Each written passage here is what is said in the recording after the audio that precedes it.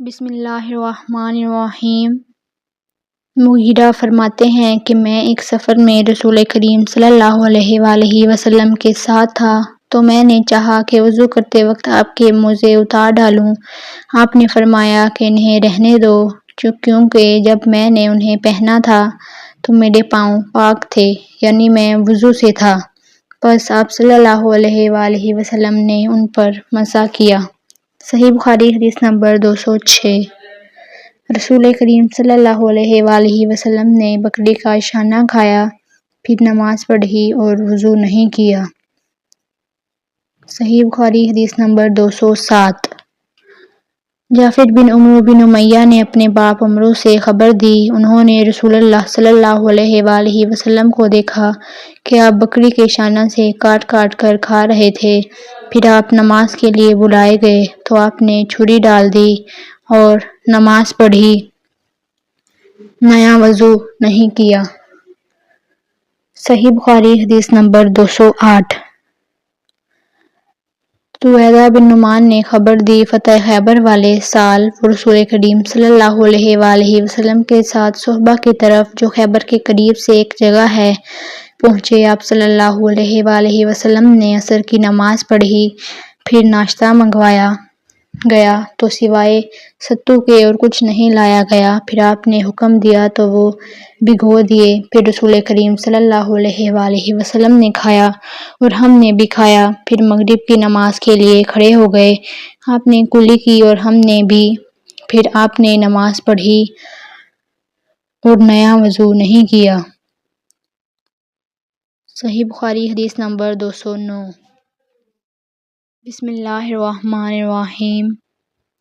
حضرت میمونہ زوجہ رسول کریم صلی اللہ علیہ وآلہ وسلم نے بتلایا کہ آپ صلی اللہ علیہ وآلہ وسلم ان کے یہاں بکری کا شانہ کھایا، پھر نماز پڑھی اور نیا وضو نہیں فرمایا۔ صحیح بخاری حدیث نمبر 210۔ رسول اللہ صلی اللہ علیہ وآلہ وسلم نے دودھ پیا، پھر کلی کی اور فرمایا، اس میں چکنائی ہوتی ہے۔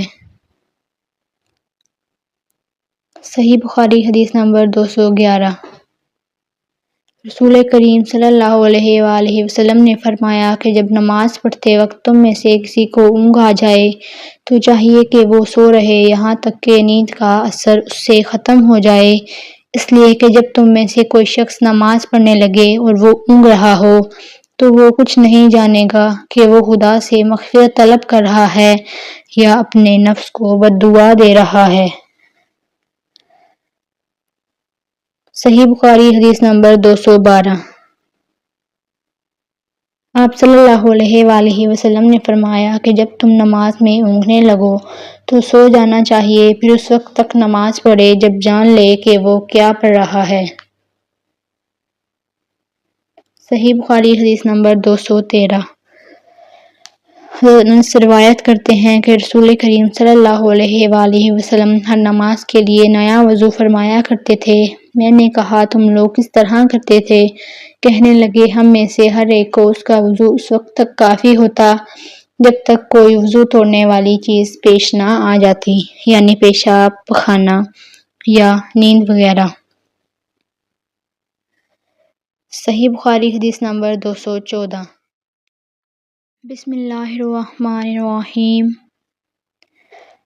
سوید بن نعمان نے بتلایا کہ ہم خیبر والے سال رسول کریم صلی اللہ علیہ وآلہ وسلم کے ہمراہ جب صحبہ میں پہنچے تو رسول کریم صلی اللہ علیہ وآلہ وسلم نے ہمیں عصر کی نماز پڑھائی۔ جب نماز پڑھ چکے تو آپ نے کھانے منگوائے، پھر کھانے میں صرف ستو ہی لایا گیا، سو ہم نے اسی کو کھایا اور پیا۔ پھر رسول کریم صلی اللہ علیہ وآلہ وسلم مغرب کی نماز کے لیے کھڑے ہو گئے تو آپ صلی اللہ علیہ وآلہ وسلم نے کلی کی، پھر ہمیں مغرب کی نماز پڑھائی اور نیا وضو نہیں کیا۔ صحیح بخاری حدیث نمبر 215۔ رسول کریم صلی اللہ علیہ وآلہ وسلم ایک دفعہ مدینے یا مکے کے ایک باغ میں تشریف لے گئے، وہاں آپ نے دو شخصوں کی آواز سنی جنہیں ان کی قبروں میں عذاب کیا جا رہا تھا۔ آپ صلی اللہ علیہ وآلہ وسلم نے فرمایا کہ ان پر عذاب ہو رہا ہے اور کسی بہت بڑے گناہ کی وجہ سے نہیں۔ پھر آپ صلی اللہ علیہ وآلہ وسلم نے فرمایا، بات یہ ہے کہ ایک شخص ان میں سے پیشاب کے چھینٹوں سے بچنے کا اہتمام نہیں کرتا تھا اور دوسرا شخص چغل خوری کیا کرتا تھا۔ پھر آپ صلی اللہ علیہ وآلہ وسلم نے ایک ڈانگنی منگوائی اور اس کو توڑ کر 2 ٹکڑے کیا اور ان میں سے ایک ایک ٹکڑا ہر ایک کی قبر پر رکھ دیا۔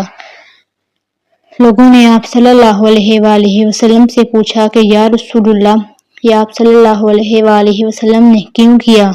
آپ صلی اللہ علیہ وآلہ وسلم نے فرمایا، اس لیے کہ جب تک یہ ڈالیاں خشک ہوں شاید اس وقت تک ان پر عذاب کم ہو جائے۔ صحیح بخاری حدیث نمبر 216۔ انس بن مالک رضی اللہ تعالیٰ عنہ روایت کرتے ہیں کہ رسول کریم صلی اللہ علیہ وآلہ وسلم جب رفع حاجت کے لیے باہر تشریف لے جاتے تو میں آپ کے پاس پانی لاتا، آپ اس سے استنجا فرماتے۔ صحیح بخاری حدیث نمبر 217۔